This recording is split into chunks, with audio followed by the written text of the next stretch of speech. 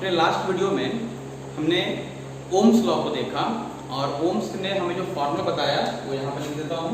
इसका फॉर्मूला था V is proportional to I और जहाँ से मेरा V is equals to RI। ये हमने अपने लास्ट वीडियो में देखा, जहाँ पर V with the potential difference applied across the conductor, I with the current flow through the conductor and R with the resistance.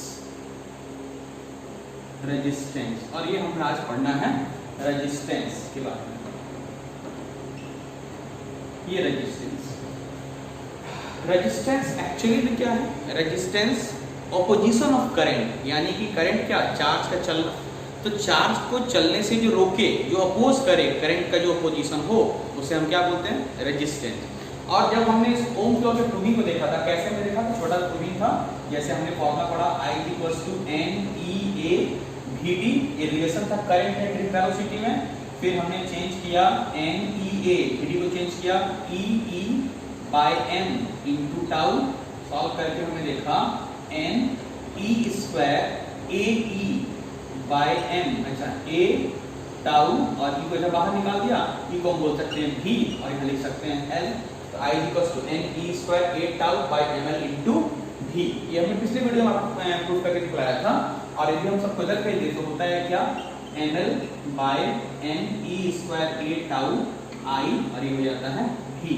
तो अगर इसको हम ओम्स लॉ से इक्वेट करें तो यहाँ पर जरा देखिए, ये ml in NE square A tau, ये सभी कांस्टेंट्स होते हैं। लेकिन कांस्टेंट के नेचर देखिए, अगर हम यहाँ m और e की बात करेंगे, m और e, तो ये तो कांस्टेंट होते हैं। ये तो इलेक्ट्रॉन, m का मतलब मास, एक इलेक्ट्रॉन का mass, and e with the charge of one electron. ये तो सभी इलेक्ट्रॉन के, चाहे वो किसी मटेरियल का हो, चाहे वो कंडक्टर का हो, सभी के कांस्टेंट होते हैं।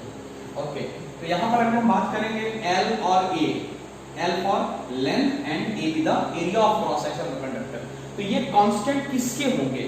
तो आंसर है ये कंडक्टर के कांस्टेंट होंगे। जैसे हमने एक कंडक्टर का पीस लिया, उसका लेंथ और उसकी एरिया ऑफ क्रॉस सेक्शन, अगर हम दूसरे कंडक्टर लेंगे तो उसकी लेंथ, उसकी एरिया ऑफ क्रॉस सेक्शन, यानी कांस्टेंट किसका कांस्टेंट है? ये कंडक्टर का कांस्टेंट है। अगर हम यहाँ पर इस n की बात करेंगे, n इज व्हाट? हमने पहले बताया था कि n with the charge density, that is number of electron per unit volume.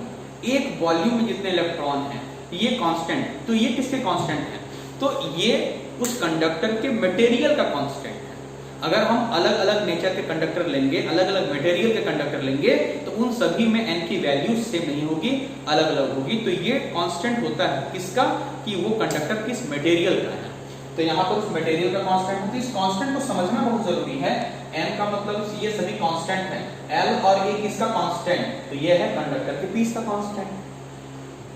m और e ये तो इलेक्ट्रॉन का कांस्टेंट है, n किसका है? ये मटेरियल का कांस्टेंट है। और ये हम बात करेंगे टाउ की, तो tau with the relaxation time. ये कांस्टेंट कब होगा? तो ये कांस्टेंट तब होगा अगर हम उसके बीच में हमने टेम्परेचर को चेंज नहीं किया। अगर हमारा टेम्परेचर कांस्टेंट होगा तब हमारा रिलैक्सेशन टाइम कांस्टेंट होगा। कैसे होगा वो आपको आगे वीडियो में बताया जाएगा। तो ये सभी कांस्टेंट है। तो इस सभी कांस्टेंट को यदि हम हटा दें तो हम क्या बोल सकते हैं? V, और ये पूरा का पूरा हम लिखेंगे R, और ये हो जाता है I।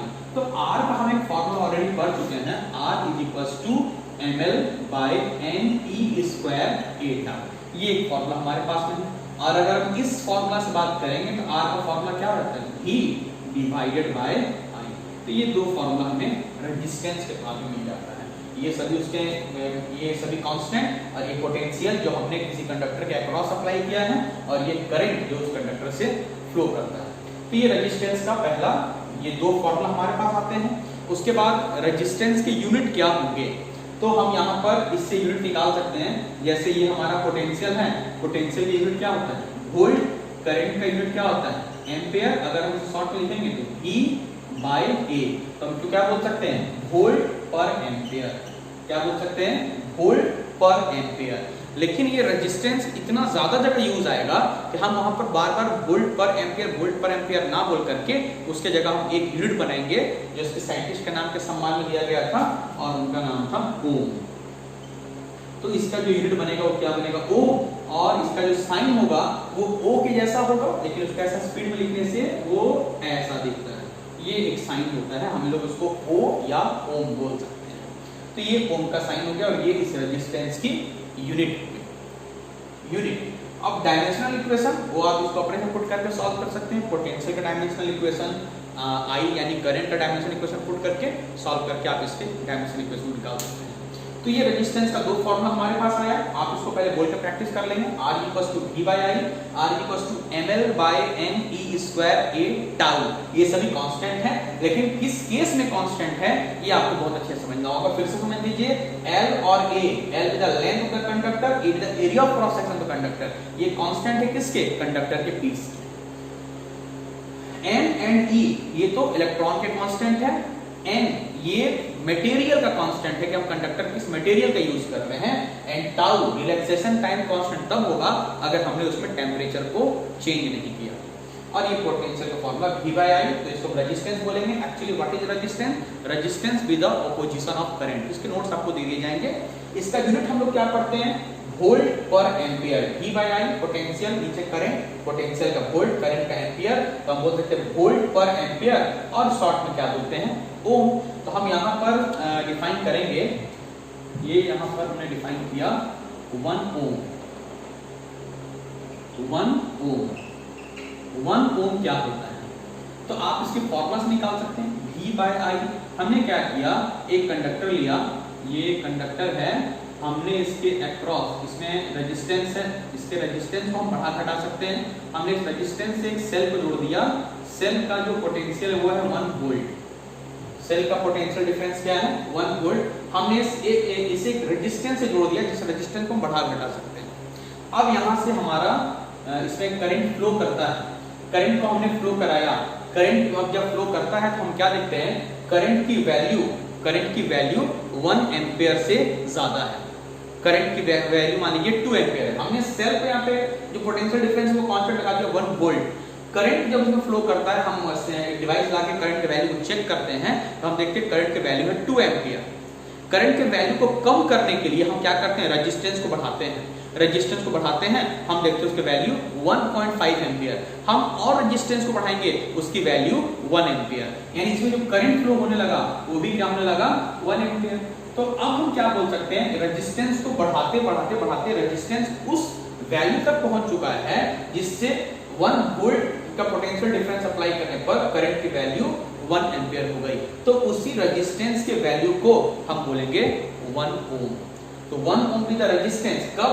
when 1 volt potential difference applied across the conductor and if 1 ampere current flow through the conductor, then the value of resistance is called 1 ampere। तो इसमें आप उसको इसे भी कर सकते हैं कि अगर आप R equals to V by I, अगर आप इसको 1 बनाना चाहते हैं तो आपको इसको 1 बनाना पड़ेगा और इसको 1 बनाना पड़ेगा। तो ये ओम इसका यूनिट है, और 1 ओम को डिफाइन करने का क्या तरीका है? तो the value of resistance is called 1 ohm।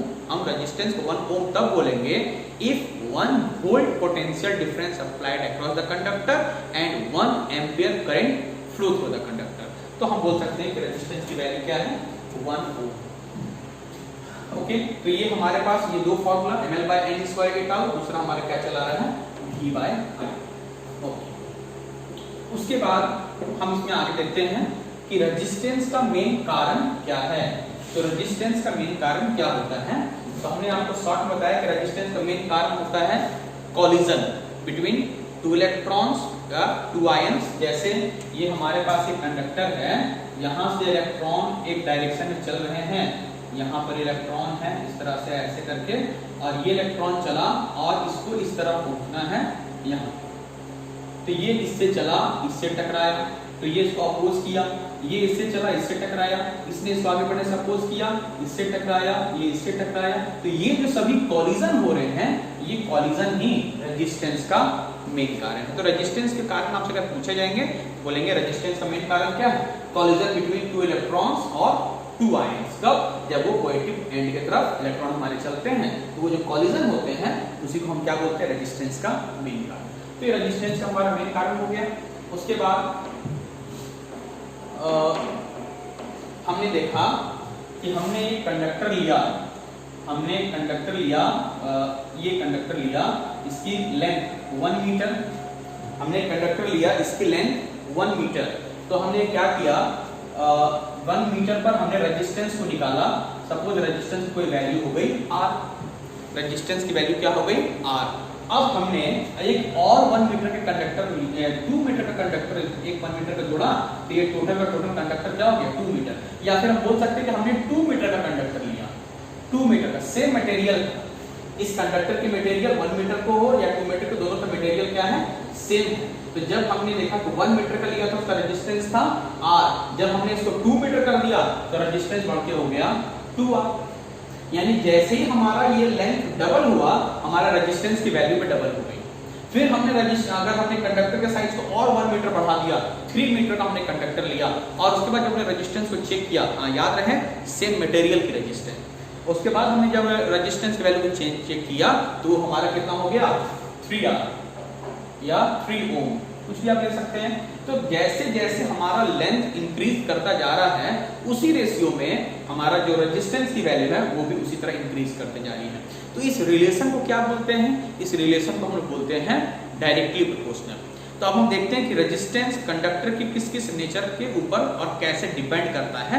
तो जब हमने इस एक्सपेरिमेंट को करके देखा, रेजिस्टेंस का जब हमने कंडक्टर के लेंथ से रिलेशन निकाल के देखा, हमने देखा कि रेजिस्टेंस को जैसे ही हम लेंथ को डबल करते हैं या और बढ़ाते हैं तो रेजिस्टेंस की वैल्यू उसी रेशियो में बढ़ती चली जाती है। तो इसको हम बोलते हैं डायरेक्टली प्रोपोर्शनल। हमें बोल सकते हैं resistance is directly proportional to length of the conductor. Resistance conductor के लेंथ के डायरेक्टली प्रोपोर्शनल होता है। फिर हमने क्या किया, हमने कंडक्टर के एरिया ऑफ क्रॉस सेक्शन को पहले लिया। हमने क्या देखा, अगर इसका area of cross section A है, रेजिस्टेंस इसका है R, रेजिस्टेंस क्या है R। फिर हमने इसकी एरिया को डबल किया और ये हो गया हमारा 2A, मटेरियल दोनों का सेम है, रेजिस्टेंस क्या हो जाता है हाफ। जैसे हमने इसको बढ़ाया, ये उसी रेशियो में कम हो गया। एक के बढ़ने से दूसरा जब कम हो जाए, इस रिलेशन को बोलते हैं इनवर्सली प्रोपोर्शनल। तो अगर हम रेजिस्टेंस और एरिया ऑफ क्रॉस सेक्शन में रिलेशन पूछेंगे तो resistance of the conductor is inversely proportional to area of cross section of the conductor. यदि एरिया ऑफ क्रॉस सेक्शन को बढ़ाया जाएगा तो रेजिस्टेंस हमारा उसी रेशियो में कम होता चला जाएगा। तो हम इसको क्या बोल सकते हैं, resistance inversely proportional to area of cross section. तो हम ये बोल सकते हैं कि resistance is directly proportional to length of the conductor and resistance inversely proportional to area of cross section of the conductor. और हम जब मटेरियल को चेंज कर देते हैं, यानी कि पहले ये किसी और मटेरियल का था, फिर हमने इसी एरिया ऑफ क्रॉस सेक्शन में किसी दूसरे मटेरियल को चेक किया तो देखा कि उसमें रेजिस्टेंस के वैल्यू अलग-अलग होते हैं। मटेरियल के चेंज करने पर रेजिस्टेंस चेंज हो जाता है। तो हम ये बोल सकते हैं कि resistance also depend upon the nature of the material of the conductor. तो ये तीन चीज के ऊपर रेजिस्टेंस हमें यहाँ पर देखने मिलता है, डिपेंड करता है।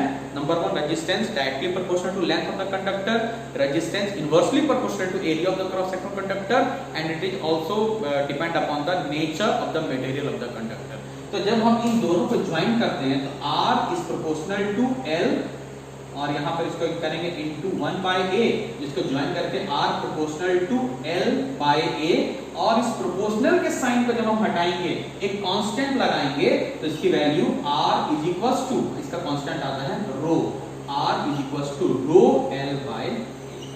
तो ये कंडक्टर के रेजिस्टेंस के नेचर पर जो डिपेंड किया, उसके अनुसार हमने इसे सॉल्व करके ये कंडीशन लाया, R इज इक्वल्स टू, इस प्रोपोर्शनल के हटाने के लिए हमने एक कांस्टेंट लगाया रो, और इसका नाम होता है स्पेसिफिक रेजिस्टेंस, स्पेसिफिक रेजिस्टेंस, और इसको शॉर्ट में हम रेजिस्टिविटी भी बोलते हैं, रेजिस्टिविटी, स्पेसिफिक रेजिस्टेंस और रेजिस्टिविटी, इसका सिंबल क्या होता है रो। इसकी जरूरत क्यों है, स्पेसिफिक रेजिस्टेंस और रेजिस्टिविटी की जरूरत क्यों है? तो जरा देखिए, जैसे हम बोलेंगे क्या कि हमारा अगर हम दो मटेरियल को इक्वेट करना चाहते हैं, दो मटेरियल को इक्वेट करना चाहते हैं, फॉर एग्जांपल हमने बोला कि चांदी की कीमत है 2000 रुपए, मान लीजिए एग्जांपल के तौर पे है, महंगाई में बहुत बढ़ गई है, चांदी की कीमत है 2000 रुपए और सोने की कीमत है 1000 रुपए। तो इन दोनों में सस्ता कौन है और महंगा कौन है? ये है चांदी की कीमत और ये है सोने की कीमत। तो ये 2000 और ये 1000, तो दोनों में सस्ता कौन है और दोनों में महंगा कौन है? हमें ये सस्ता महंगा बताना है। हमने यहाँ पर उसकी क्वांटिटी नहीं बताई कि कितने चांदी की कीमत 2000 और कितने सोने की कीमत 1000। ऐसे अमाउंट को देखेंगे तो हम बोलेंगे चांदी महंगा और सोना सस्ता है। हमने बोला ये 1 kg चांदी की कीमत है और ये 100 ग्राम सोने की कीमत है। जब हम ऐसे इसको प्रेस करेंगे तब हम क्या लिखेंगे कि जब हम इसको प्रेस करेंगे तो हम क्या लिखेंगे कि अगर 100 ग्राम सोने की कीमत ये है, हम दोनों के वैल्यू को इक्वेट करेंगे तो 1 केजी सोने की कीमत क्या होगी। तो 1 केजी सोने की कीमत निकालेंगे तो चांदी से कई गुना ज्यादा महंगा पड़ जाएगा। तो हम क्या करते हैं कि अगर दो वैल्यू को इक्वेट करना है, हमें क्यों जरूरत है आपको बताना है, हम अलग अलग मटेरियल को हम यूज करेंगे रेजिस्टेंस के तौर पर। तो हम जहां पर रेजिस्टेंस को बढ़ाना है वहां पर वैसा मटेरियल यूज करेंगे जिसमें रेजिस्टेंस की वैल्यू ज्यादा है। अगर हमें कहीं रेजिस्टेंस को कम रखना है तो हम वहां पर ऐसे रेजिस्टेंस का यूज करेंगे, ऐसे मटेरियल यूज करेंगे जहां पर रेजिस्टेंस की वैल्यू कम है। तो यहाँ पर हमने एग्जांपल में देखा कि कोई सस्ता या महंगा कैसे डिपेंड करता है, जब दोनों के हम क्वांटिटी को इक्वल करके हम उसके प्राइस को देखें। तो यहाँ पर ये स्पेसिफिक रेजिस्टेंस कुछ वही हमें बताने वाला है, अलग अलग मटेरियल में रेजिस्टेंस की वैल्यू बताने वाला है। यानी कि स्पेसिफिक रेजिस्टेंस एक रेजिस्टेंस ही है, लेकिन वो किसकी रेजिस्टेंस है, अलग अलग मटेरियल तो होंगे मगर उस मटेरियल में लेंथ सबका सेम होगा और एरिया ऑफ क्रॉस सेक्शन सबका सेम होगा। तो स्पेसिफिक रेजिस्टेंस यानी रो को अगर हम थोड़ा सॉल्व कर रहे हैं तो रो इज इक्वल टू, ये ऐसा घूम जाएगा तो क्या हो जाएगा, R A divided by L. इस जरा कंडीशन को देखिए, रो इज इक्वल टू यानी कि स्पेसिफिक रेजिस्टेंस और रेजिस्टिविटी है क्या, हम यहां से डिफाइन करना चाहते हैं। तो हम स्पेसिफिक रेजिस्टेंस और रेजिस्टिविटी किसी कंडक्टर के मटेरियल की बताई जाती है, कंडक्टर के मटेरियल की बताई जाती है। तो हमने क्या बोला है कि हमें क्या करना है, सबकी क्वांटिटी इक्वल। तो हमने एरिया को कर दिया 1 और लेंथ को भी क्या कर दिया 1। तो अगर हमने एरिया और लेंथ को 1 कर दिया तो कि हमारे हाथ में है, तो हमें रो इज इक्वल टू क्या आ जाता है, आर। तो ये रो क्या है, ये वो एक रेजिस्टेंस ही है, मगर किसका, उस कंडक्टर का, प्रत्येक कंडक्टर की यूनिट लेंथ और unit area of cross section में जो रेजिस्टेंस है उसे हम क्या करेंगे, स्पेसिफिक रेजिस्टेंस। अगर हमें दो कंडक्टर दिए गए और दोनों की यूनिट लेंथ और unit area of cross section की रेजिस्टेंस की वैल्यू हमें दी जाए तो हम बड़े आराम से बता सकते हैं कि किसका रेजिस्टेंस ज्यादा है और किसका रेजिस्टेंस कम है। लेकिन अगर हमें दो कंडक्टर दिए गए, एक में हमें एक कंडक्टर का साइज बड़ा है, एक कंडक्टर का साइज छोटा है और हमें उनमें सिर्फ दोनों रेजिस्टेंस की वैल्यू बताई गई, तो हम दोनों के किसका रेजिस्टेंस ज्यादा या कम है इसको हम डिफाइन नहीं कर सकते हैं। तो उसके लिए क्या जरूरी है कि हमें दोनों कंडक्टर को एक शेप का रखना है, दोनों की लेंथ भी सेम होनी चाहिए, दोनों के एरिया ऑफ क्रॉस सेक्शन भी सेम होना चाहिए। तो उसके लिए फिजिकल क्वांटिटी बनाए गए कि यूनिट लेंथ और unit area of cross section, किसी कंडक्टर के यूनिट लेंथ और unit area of cross section में जो रेजिस्टेंस होता है वह उस मटेरियल की, जो कंडक्टर जिस मटेरियल से बना है उस मटेरियल की स्पेसिफिक रेजिस्टेंस और रेजिस्टिविटी बोली जाती है। तो ये हमारा ये फॉर्मूला आता है R equals to rho L by A, जिससे हमने निकाला rho is equals to R A by L। हमने एरिया को 1 किया, लेंथ को 1 किया, तो rho is equals to R। That is what is specific resistance. तो specific resistance is the resistance of the conductor whose length is unit and whose area is unit. That is the resistance at unit length and unit area of cross section conductor is called specific resistance of the material of the conductor. उस conductor की material की specific resistance होती है। तो अभी तक हम दो फिजिकल क्वांटिटी देख चुके हैं, एक हमारे पास आया रेजिस्टेंस और एक हमारे पास आया स्पेसिफिक रेजिस्टेंस और रेजिस्टिविटी, जिसका साइन क्या हमें याद रखना है, रो, और फॉर्मूला क्या याद रखना है, rho is equals to R A divided by L. और इस फॉर्मूला के माध्यम से आप क्या कर सकते हैं, इसकी यूनिट को निकाल सकते हैं, यूनिट को। तो यहाँ पर जैसे हमने यूनिट को निकाला तो आर का होता है ओम, एरिया का होता है मीटर स्क्वायर और लेंथ का होता है मीटर। मीटर मीटर कैंसिल, तो उसका यूनिट क्या बन जाता है, ओम मीटर। तो स्पेसिफिक रेजिस्टेंस की यूनिट क्या हो गई, ओम मीटर। तो ये हो गया स्पेसिफिक रेजिस्टेंस।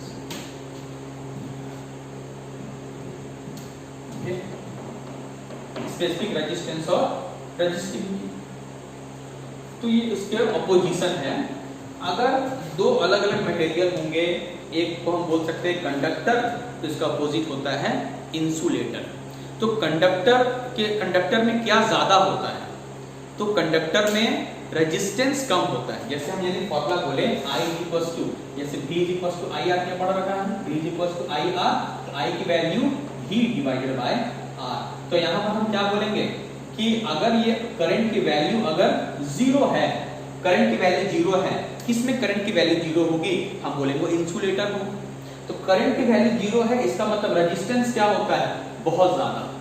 रेजिस्टेंस को अगर हम बहुत ज्यादा कर दें तो करंट की वैल्यू करीब करीब क्या हो जाती है, 0। और अगर रेजिस्टेंस को हम कम कर दें तो करंट क्या हो जाता है, बहुत ज्यादा। तो हम रेजिस्टेंस को ज्यादा या कम के रिस्पेक्ट में हम कंडक्टर और इंसुलेटर को डिफाइन करते हैं। जैसे किसी कंडक्टर को हम अच्छा कंडक्टर, गुड कंडक्टर कब बोलेंगे, जब उसकी रेजिस्टेंस की वैल्यू कम होगी, और उसे इंसुलेटर कब बोलेंगे, जब उसमें रेजिस्टेंस की वैल्यू ज्यादा होगी। तो जिस तरह से हमने कंडक्टर और साथ में स्पेसिफिक कंडक्टर को हमने डिफाइन किया, कंडक्टर का साइन बना R, स्पेसिफिक कंडक्टर का साइन बना रो, उसी रजिस्टर एंड स्पेसिफिक रेजिस्टेंस और स्पेसिफिक रेजिस्टेंस हमने देखा। उसी तरह से रेजिस्टेंस का उल्टा क्या हो जाएगा, कंडक्टेंस। ये साइन था R और इसका साइन होता है G, रेजिस्टेंस का R और कंडक्टेंस का G। तो हम यहाँ कंडक्टेंस क्या बोलेंगे, तो कंडक्टेंस को हम डिफाइन कर सकते हैं, ऑपोजिशन ऑफ रेजिस्टेंस या inverse of resistance is called conductance. तो अगर हम G के फॉर्मूला को देखेंगे तो G का फॉर्मूला बड़ा सिंपल सा क्या हो जाएगा, 1 divided by R, G equals to 1 by R। और आप इस कंडक्टेंस का, रेजिस्टेंस का उल्टा क्या हो गया, कंडक्टेंस को हम कैसे इंडिकेट करते हैं, G से, इसका फॉर्मूला हो जाता है 1 by resistance that is 1 by R। और इस फॉर्मूला के माध्यम से आप इसके यूनिट को डिफाइन कर सकते हैं। तो हमने रेजिस्टेंस का यूनिट क्या पढ़ा रखा है, ओम। अगर हम उसे उल्टा करेंगे तो ओम का उल्टा अगर हम करेंगे तो हो जाएगा मो, MHO। ओम का उल्टा MHO, मो। तो इसको, ये थोड़ा मो बोलने में अजीब है, तो इसके लिए इसका नाम बना सेन। तो आप इस यूनिट को यूज कर सकते हैं। इसका सिंबल क्या हो गया, ये ओम के ऊपर में लगा दीजिए -1। तो 3 तरीके से हम इस कंडक्टेंस के यूनिट को तैयार कर सकते हैं। तो रेजिस्टेंस का उल्टा क्या हो गया, कंडक्टेंस। रेजिस्टेंस की साइन हो गई R, कंडक्टेंस की साइन हो गई G equals to 1 by R, और इसके यूनिट हो गए यहाँ पर। और जिस तरह से रेजिस्टेंस का उल्टा हो गया कंडक्टेंस, उसी तरह से रेजिस्टिविटी का अपोजिट क्या हो जाएगा, तो कंडक्टिविटी। हम यहाँ लिख देते हैं, रेजिस्टिविटी का उल्टा क्या हो जाएगा, कंडक्टिविटी।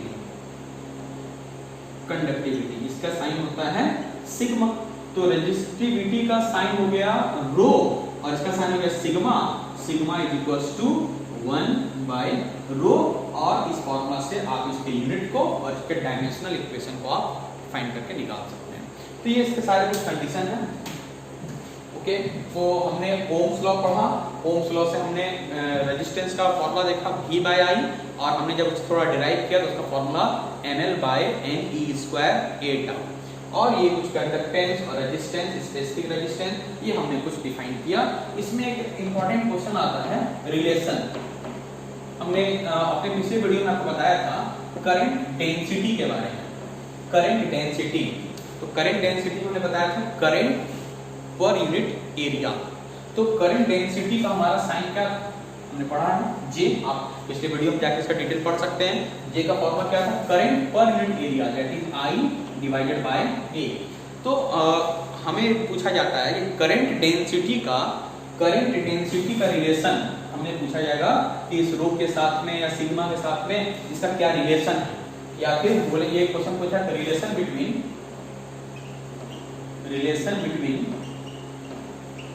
J एंड सिग्मा, या कई तरीके से क्वेश्चन को घुमा के यहाँ पर पूछ सकता है। तो आप रिलेशन निकालने के लिए क्या करेंगे, जैसे आपने फॉर्मूला पढ़ा हुआ है I is equals to V by R, हाँ तो यूज कर सकते हैं I is equals to V divided by R। तो ये बड़े बड़े वैल्यू में आप इन्हें छोटे छोटे वैल्यू में कन्वर्ट कीजिए। तो ये I क्या है, टोटल करंट, V क्या है, total potential applied across the conductor, and R is the total resistance. तो आप ये बड़े बड़े वैल्यू को इसके छोटे छोटे पीस में आप कन्वर्ट करेंगे, जिससे कि आप ये रिलेशन निकाल पाएंगे। तो छोटे छोटे पीस में कैसे कन्वर्ट करेंगे, I है टोटल करंट, तो यहां से आप I को क्या बना सकते हैं, J into A। क्या बना सकते हैं I को, JA। J with the current density that is current per unit area। तो ये यूनिट एरिया का करंट और ये टोटल एरिया, तो ये छोटी वैल्यू को हमने टोटल एरिया से मल्टीप्लाई किया तो टोटल करंट आया। हमें यहाँ पर ध्यान क्या रखना है कि बड़े बड़े वैल्यू को इसके छोटे पार्ट में कन्वर्ट कर देना है। और उसके लिए आपको फॉर्मूला का नॉलेज बहुत अच्छा होना चाहिए कि 2 का प्रोडक्ट वो तीसरा आए। तो जिन दो का प्रोडक्ट वो तीसरा आ रहा है, यानी तीसरा बड़ा है, ये दोनों से छोटे छोटे टुकड़े हैं। उसी तरह से यदि हम भी की बात करेंगे तो भी में हमने इलेक्ट्रिक फील्ड इंटेंसिटी पढ़ा था E इक्वल्स टू भी, हम कंडक्टर की लेंथ की बात करेंगे E इक्वल्स टू भी बाय L, तो भी का फॉर्मूला क्या हो जाएगा E इंटू L, यानी कि E को जब हमने L से मल्टीप्लाई किया तब ये भी चला आता है, तो ये दोनों इस भी के छोटे छोटे टुकड़े हैं, तो हम क्या कर सकते हैं E इंटू L। और यदि हम R की बात करेंगे तो ये हमने किसके टुकड़े पढ़ रखे हैं, रो L बाय A, ये हो जाता है रो L और ये हमारा चल गया A, नीचे ब्रैकेट ऊपर चला गया, हम क्या देखते हैं L L cancel, A A cancel, तो ये क्या चला जाता है J is equals to E by rho, और हम क्या देखते हैं अभी हमने पढ़ा कि 1 बाय रो को हम क्या बोल सकते हैं सिग्मा, क्योंकि हम यहाँ पर पॉजिटिव वैल्यू सोच रहे हैं, तो therefore J is equals to sigma into E, J be the current density and E be the electric field. तो हमने करंट ये सिग्मा हमने भी पढ़ रखा है, उसको हमने क्या बोला है, इस पे रेजिस्टिविटी का उल्टा कंडक्टिविटी, तो कंडक्टिविटी इनटू इलेक्ट्रिक फील्ड को मल्टीप्लाई किया तो क्या बन जाता हमारा करंट डेंसिटी। ये क्वेश्चन बहुत इंपॉर्टेंट है, इसको कई तरह से घुमा करके आपको इस क्वेश्चन को पूछ सकता है, और इसमें बहुत छोटे छोटे क्वेश्चन पूछे जा सकते हैं, आपको इसके लिए बुक पढ़ना होगा या आपको अपने वीडियो में जब जब वो टॉपिक आएगा तो आपको लाइन से बताएंगे कि सारे नेचर क्या है। तो ये हमने कुछ छोटे छोटे फिजिकल क्वांटिटी के नेचर को देखा, उसके फॉर्मूला को देखा, और हम लोग देखना चाहते हैं क्या कि जब हम किसी कंडक्टर में, हमने आपको बताया टाउ के बारे में, रिलैक्सेशन टाइम, रिलैक्सेशन टाइम में हमने आपको बताया कि अगर हम टेम्परेचर को ना बदलें तो हमारा रिलैक्सेशन टाइम कांस्टेंट होता है, रिलैक्सेशन टाइम बदलता नहीं है। इसका मतलब अगर हम इसके कंडक्टर के टेम्परेचर को इंक्रीज कर देंगे तो रिलैक्सेशन टाइम चेंज हो जाएगा। व्हाट इज रिलैक्सेशन टाइम, दो कंजुगेटिव कॉलिजन के बीच का समय, दो कंजुगेटिव कॉलिजन के बीच के समय को हम बोलते हैं रिलैक्सेशन टाइम, क्योंकि उतने देर तक वो इलेक्ट्रॉन रिलैक्स होता है। तो अगर हम उसके टेम्परेचर को इंक्रीज करेंगे तो उससे क्या इसमें चेंजिंग आएगी और उसके अनुसार कौन सा फिजिकल क्वांटिटी बनेगा, इसके लिए हम अपने नेक्स्ट वीडियो में देखेंगे। पहले आप इसको प्रैक्टिस करेंगे, इसके नोट्स आपको दे दिए जाएंगे, और अच्छा होगा कि आप जो भी फॉर्मूला नए नए बनते चले जा रहे हैं, जैसे आज कुछ फॉर्मूला हमारे पास यहाँ पे तैयार हुआ है, आप सभी को उसके नाम के साथ में, सिंबल के साथ में एक पेपर में तैयार कीजिए और उसको लिख करके बोल करके प्रैक्टिस कीजिए। ओके।